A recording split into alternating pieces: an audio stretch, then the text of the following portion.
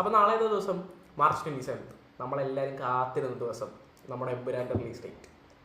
അപ്പോൾ എമ്പുരാൻ ഇറങ്ങുന്നതിന് മുമ്പായിട്ട് എനിക്ക് കുറച്ച് കാര്യങ്ങൾ നിങ്ങളുടെ അടുത്ത് പറയാനുണ്ട്.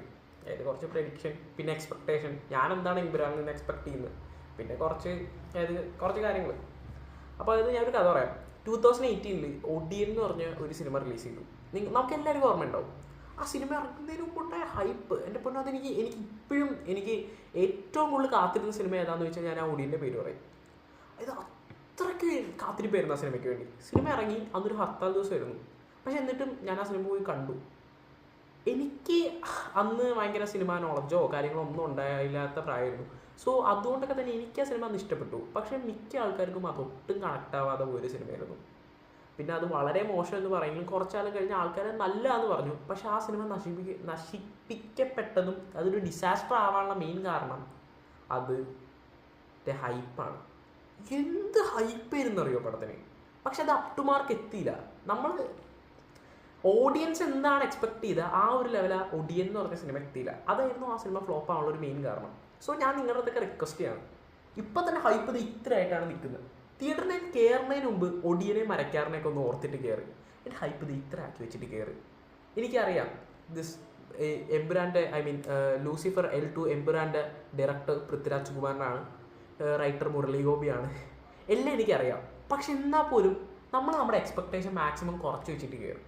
അതാവുമ്പോൾ നമുക്ക് ഒരു പ്രതീക്ഷയില്ലാതെ പോയി നമുക്കൊരു കഞ്ഞി എക്സ്പെക്ട് ചെയ്ത് ബിരിയാണി കിട്ടി എങ്ങനെ ഇരിക്കും, ആ ഒരു സംഭവമൊക്കെ ഇട്ട് പോകും. അല്ലാണ്ട് ബിരിയാണി എക്സ്പെക്ട് ചെയ്തിട്ട് പോയി കുഴിമന്തി കിട്ടിയാൽ കഴിഞ്ഞാൽ ഹാപ്പിനെസ് ആയിരിക്കും. പക്ഷേ കഞ്ഞി എക്സ്പെക്ട് ചെയ്തിട്ട് പോയാൽ കുഴിമന്തി കിട്ടിക്കഴിഞ്ഞാൽ ഭയങ്കര ഹാപ്പിനെസ് ആയിരിക്കത്തില്ലേ. ഞാൻ എന്തോ ഉദ്ദേശിച്ചത് നിങ്ങൾക്ക് മനസ്സിലായി കാണും. പക്ഷേ അതുകൊണ്ട് ഞാൻ പറയുന്ന ഹൈപ്പ് മാക്സിമം കുറച്ച് വെച്ചിട്ട് പോകും. വെറുതെ എന്തിനാണ് ആവശ്യമില്ലാത്ത പണിക്കുന്നത്. നമ്മൾ ഇത്ര ഹൈപ്പാക്കി പടം ഇത്രേ ഉള്ളൂങ്കിൽ നമുക്കത് വലിയ ഡിസപ്പോയിൻമെൻ്റ് ആയിരിക്കും. സോ അതുകൊണ്ട് എനിക്കറിയാം പടം ഒരു 1.5 പരിപാടിയാണ്, ജംഗിൾ പൊളിയാണ് പൊളിക്കാൻ പോകുന്നത്. പക്ഷെ അതൊക്കെ അറിയാമെങ്കിൽ പോലും എന്തൊരു പേടിയുണ്ട്, എൻ്റെ ഉള്ളിൽ നിന്നൊരു പേടി വരുന്നുണ്ട്. അതുകൊണ്ടാണ് പറയുന്നത് ഹൈപ്പ് മാക്സിമം നമ്മളായിട്ട് ആ സിനിമയെ നശിപ്പിക്കല്ലേ. പിന്നെ ഈ സിനിമയിൽ ഏറ്റവും കൂടുതൽ ഞാൻ പറയുന്നൊരു കാര്യം, ഈ സിനിമ മലയാളത്തിൽ ഇതുവരെ ഇറങ്ങിയതിൽ വൺ ഓഫ് ദ ഏറ്റവും ബ്രില്യൻ്റ് ആയിട്ടും ടെക്നിക്കലി അഡ്വാൻസ്ഡ് ആയിട്ടുള്ള ഒരു സിനിമയായിരിക്കും ഇത്. അത് ഞാൻ എവിടെ വേണമെങ്കിലും ഇരുത്തി ഒപ്പിട്ട് തരാം. ബിക്കോസ് നാളെ റിവ്യൂ കഴിഞ്ഞിട്ട് നാളെ സിനിമ കണ്ടിട്ട് റിവ്യൂ ഇടുമ്പോഴും ഞാൻ ഇതേ കാര്യം തന്നെ ആയിരിക്കും പറയാൻ പോകുന്നത്. മലയാളത്തിൽ ഇറങ്ങിയതിൽ വെച്ച് one of the most brilliant cinema എന്നെനിക്ക് പറയാൻ പറ്റും ടെക്നിക്കൽ വൈസ്. പക്ഷേ കഥയും കാര്യങ്ങളൊന്നും എനിക്കറിയില്ല, അതുകൊണ്ടാണ് ഞാൻ അതിനെപ്പറ്റി പറയാൻ പറ്റില്ല. ടെക്നിക്കൽ വൈസ് ഇത് ബ്രില്യൻറ്റ് സിനിമയായിരിക്കും ഞാൻ ഇപ്പം തന്നെ എനിക്ക് ഉറപ്പിച്ച് പറയാം. പിന്നെ അടുത്തൊരു പോയിൻ്റാണ് മ്യൂസിക്. ദീപക് ദേവ് ജംഗിൾ പൊളിയാണ് പൊളിക്കാൻ പോകുന്നത്, ജംഗിൾ പൊളി. പിന്നെ അതുപോലെ തന്നെ നമ്മുടെ പൃഥ്വിരാജ് കുമാരൻ, രാജുവേട്ട, നിങ്ങളിലാണ് എൻ്റെ പ്രതീക്ഷ. ബിക്കോസ് കുറേ ആയടേ ലാലേട്ടനെ ഒരു നല്ല സിനിമ കണ്ടിട്ട് ആഗ്രഹം കൊണ്ട് ചോദിക്കുക, ജയിച്ചിട്ട് വാ രാജു, എനിക്ക് അത്രയും പറയുള്ളൂ. ബിക്കോസ് കുറേ ആയി ലാലേട്ടനെ എനിക്ക് കുറേ മിസ് ചെയ്യുന്നുണ്ട്. ആ പഴയ ലാലേട്ടനെ ഈ സിനിമയിൽ കിട്ടിയാലും കിട്ടിയില്ലെങ്കിലും കുറേ ആഗ്രഹിക്കുന്നുണ്ട് ആ മനുഷ്യൻ തിരിച്ചു വരാൻ. സോ അത് ഈ സിനിമയിലൂടെ സാധിക്കും എന്നെനിക്കൊരു വിശ്വാസമുണ്ട്. സോ വെറുതെ നമ്മൾ ഹൈപ്പൊക്കെ കൂറ്റനാക്കി അത് നശിപ്പിക്കല്ലേ. സോ ഒരു ആവറേജ് ഹൈപ്പൊക്കെ വെച്ചിട്ട് പോയി പടം കാണും. പിന്നെ സുജിത് വാസുദേവിൻ്റെ DOP ഫ്രെയിംസ് എല്ലാം ടോപ്പായിരുന്നു. ആ ടീസർ കഴിഞ്ഞിട്ട് എനിക്ക് ഈ ഒരു ആവറേജ് ഹൈപ്പാക്കാൻ ഞാൻ മാക്സിമം ശ്രമിച്ചു. അതിനുശേഷം ട്രെയിലർ ഇറങ്ങിയപ്പോൾ എൻ്റെ കയ്യിൽ നിന്ന് പോയി. ഈ ഭയങ്കര ഹൈപ്പിലാണ് ഞാൻ നിൽക്കുന്നത്. ഞാനത് മാക്സിമം കുറച്ച് വെച്ചിട്ടാണ് നാളെ ഞാൻ സിനിമ കാണാൻ പോകുന്നത്. രാവിലെ 6 മണിക്ക് തന്നെ ടിക്കറ്റ് എടുത്തിട്ടുണ്ട്. സിനിമ കണ്ട് വീട്ടിലെത്തി അപ്പം തന്നെ റിവ്യൂ പോസ്റ്റ് ചെയ്യും. നല്ലതാണെങ്കിലും ചീത്തയാണെങ്കിലും ഞാൻ പറഞ്ഞിരിക്കും. ഞാൻ ലാലേട്ടന് മുമ്പ് ഒരുപാട് സ്ഥലങ്ങളിൽ ഞാൻ ക്രിട്ടിസൈസ് ചെയ്തിട്ടുണ്ട്. ബിക്കോസ് നല്ലത് കണ്ടാലേ നല്ലത് പറയാൻ പറ്റൂ. പക്ഷെ ഇപ്പം ഞാൻ ലിറ്ററലി ആഗ്രഹിക്കുന്നുണ്ട് പുള്ളിക്കാരൻ്റെ ഒരു കംബാക്കിന്. സോ അത് ഈ സിനിമയിലൂടെ കിട്ടുമെന്ന് ഞാൻ പ്രതീക്ഷിക്കുന്നുണ്ട്. സോ